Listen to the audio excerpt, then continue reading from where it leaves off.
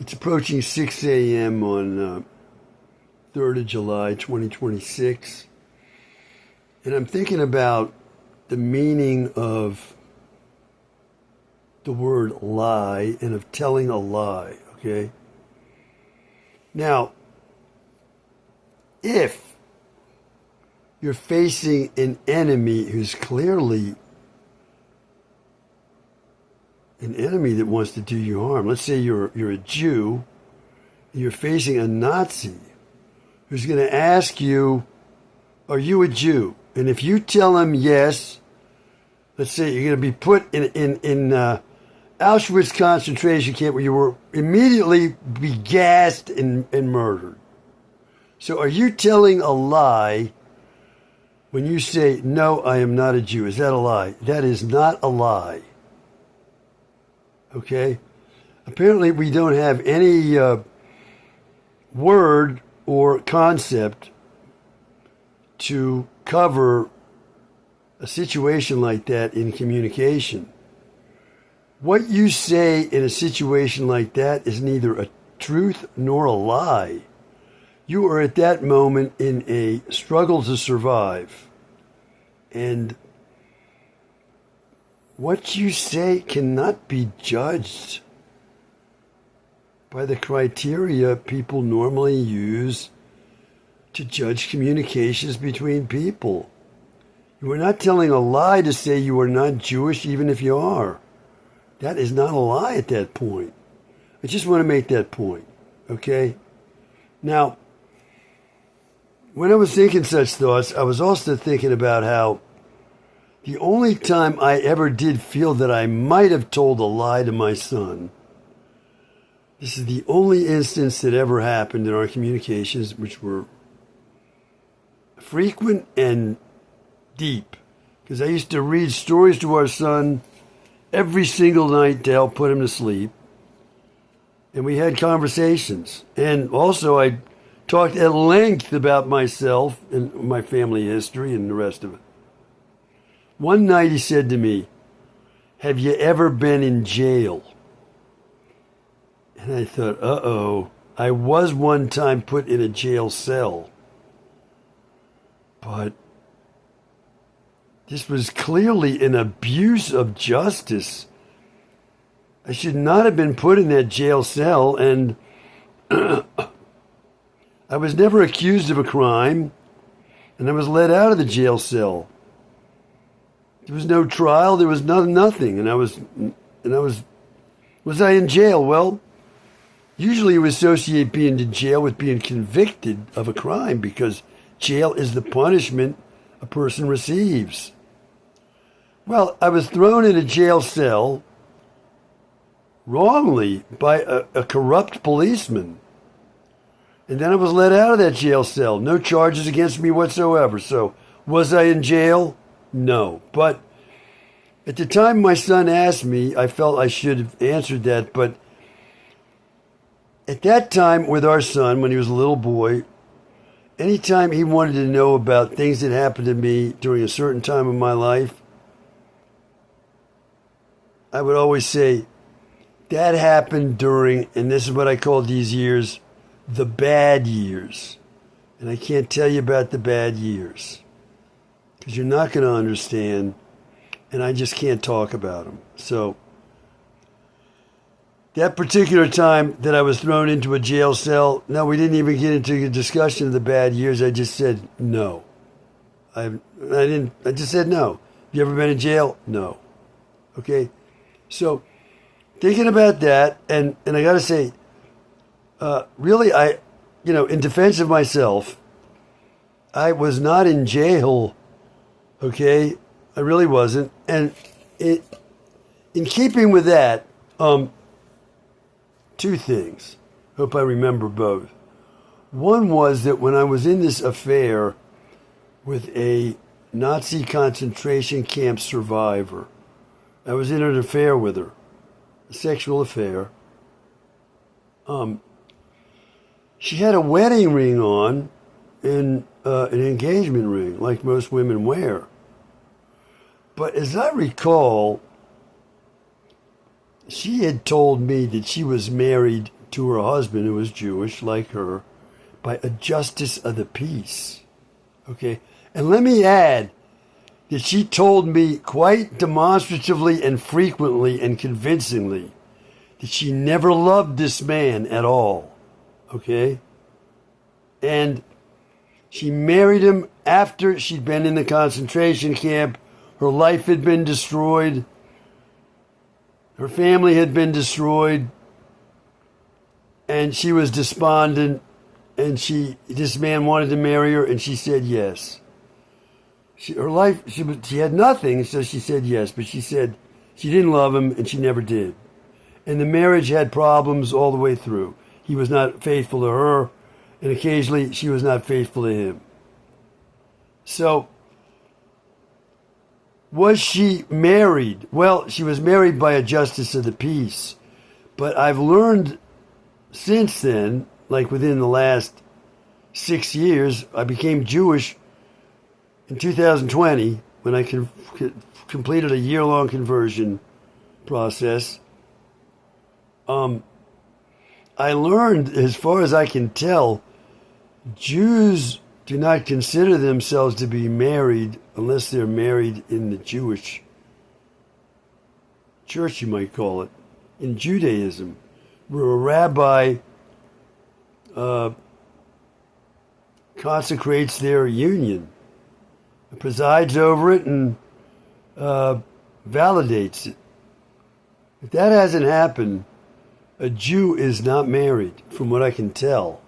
So, although this woman had on a wedding ring and an engagement ring, it was married, according to folks in the United States. Where it counted most to her, which was in Judaism, because she was a religious Jew, she was not married. Now, she didn't tell me this, but I figured it out. So, at that time, I was thinking, my God, I'm going to be committing adultery here if I have sex with this woman. But I figured, she tells me she hadn't had sex with his husband for 7 years. He's been abusive as hell to her. He's been unfaithful for years to her. He's never home. She's always alone. How can you even say they're married? So I figured, this is not adultery to have sex with her. She's not really married to this man. But as it turns out, where it counts most, she was not married to this man. So there was no adultery whatsoever.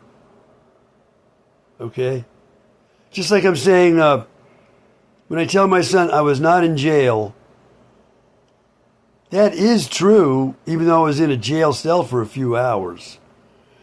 Being in jail means you were convicted of a crime and sentenced to jail. That's what that means. All right. Now, there was one other thing I wanted to mention.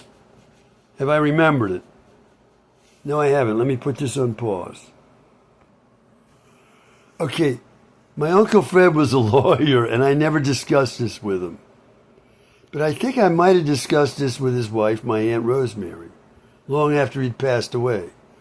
I had been found guilty, if you will. It's ridiculous, but okay. Of trying to enter a musical concert as a freshman at the University of Maryland without a ticket. And I was charged with a crime. And the result of that charge was, I think it's called NOLO something or other. But it meant that if I was like good forever afterward, no charge would be made against me. So it was just like hanging up on edge, like the sword of Damocles, for years and years. But no, I didn't take it seriously. But I got one of those, okay? And then later in life, when I'm trying to escape America's Man of the Year, who might have been an undercover secret police agent, because he seemed to know everything about me and where I was going, what I was doing at all times. His buddies must have been helping him out. Guys and gals, okay? So I was found guilty once again of harassing a woman in broadcast journalism. I was going to, for, yes, this is the word as I would use it, help in escaping the atrocities ongoing against me. And I had been found to be crazy. This was one of the atrocities. And how are you going to tell somebody that? How are you going to tell somebody, look, I've been found to be crazy and I want your help, okay? Well, does anybody have any common sense? No one's going to believe you, right? So you cannot tell somebody that you want help from that. So what are you going to do to get the help? What I did was, let me try to make friends with this woman. And then once I do, I'll tell her, this happened to me, can you help me? Because she's not going to believe me until then. Okay? I had been to lawyers about this. Sat in their offices, and they...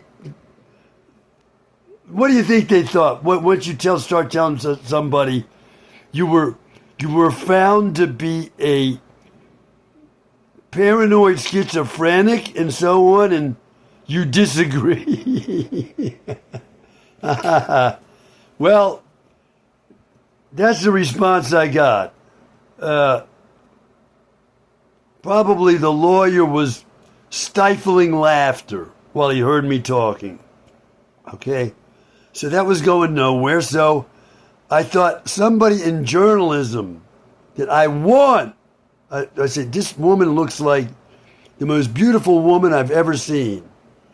So I like her. It will be genuine that I'm trying to be friends with her. I'm not just going to try to be friends with some scraggly woman journalist to get her to help me. No, I'm going to say, here's a woman worth fighting for. Let me try to get in a relationship with her. Yeah, Shangri-La, let me do this. And, well, I was trying to get that help. What happened? I was accused of harassing this woman. So I was found guilty, if you will, of that. My own parents are up there telling the place this woman works for that I'm crazy. So I'm going to get help from the fraud perpetrated on me by these parents. I'm going to get help. They're up there telling the folks, our son is crazy. We're very sorry that he's done this. And I was found guilty, if you will, of this so-called crime. And well, after a while, I learned that petty crimes of this kind could be, what's the word? Erased, whatever it's called. Legally wiped off the books. You just go into the court. I went into the Rockville courts in Montgomery County, and I had these two crimes, if you will, erased. One was the crime of trying to go into a musical concert without a ticket, and the other crime was harassing a woman by asking her for help. That was the second crime. I even told her at the end, I finally told her, look, here's the thing here. These parents involuntarily committed me in a complete fraud, and I think I got this shot, put me in agony for 2 years, and I need your help, okay? But didn't get me anywhere. I got convicted, if you will, of harassing the woman. I told these things. So I was going to go somewhere by telling people that this happened to me. No, I was not, and I'm not going to get there to this day. I'm in my 70s, and I wouldn't dare tell anybody that this happened to me who I expect to help me. The minute I told them, it'd be over. So I don't tell anybody anything of the kind. All right, well, I did want to say that I think I mentioned to my Aunt Rosemary, I said, Aunt Rosemary, I had these two crimes erased, or whatever that's called. They're off the books now. And nobody can look and find that I have a record of being a criminal. So I think I said, what does this mean, Aunt Rosemary? Does this mean I ever committed a crime? And I think she said, no. It means you never committed a crime. That's what it meant. They're off the books. Anybody asks you, did you do this or that? You say no. So once again, if somebody asked me now, they said, have you ever been arrested? I could say no. Have you ever been found guilty of a crime? I could say no. I'm no crimes in my background at all. So once again, a Jewish woman who's not married in a Jewish ceremony or a ceremony blessed or okayed by a rabbi, I guess. I've never looked this up or anything, but from what I've learned about myself, this seems to be the truth.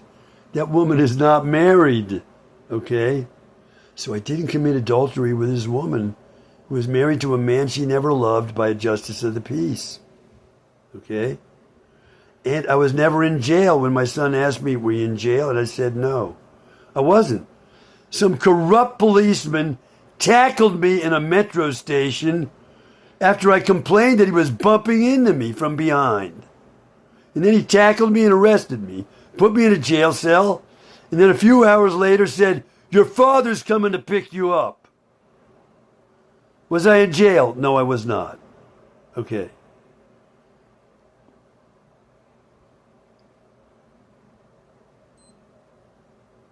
Have I ever committed a crime?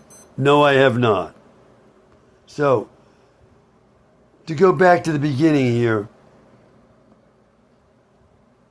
what is a lie under circumstances where you're facing a person you shouldn't even have to talk to, whose questions to you are themselves questions he shouldn't even be in a position to ask you? You're going to tell him the truth. If you do, you're crazy. So what I'm saying is, in situations like that, our communications between each other as human beings cannot be judged by normal ways of judging communication. And what you say at moments like that is neither truth nor lie. That's all from me for now. Today is 3rd of July, 2026, and the time is 6:01 a.m. Bye for now.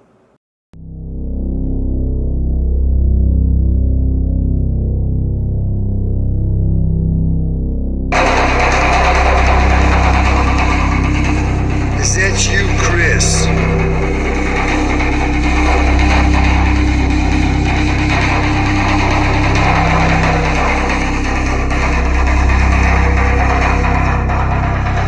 And we want justice.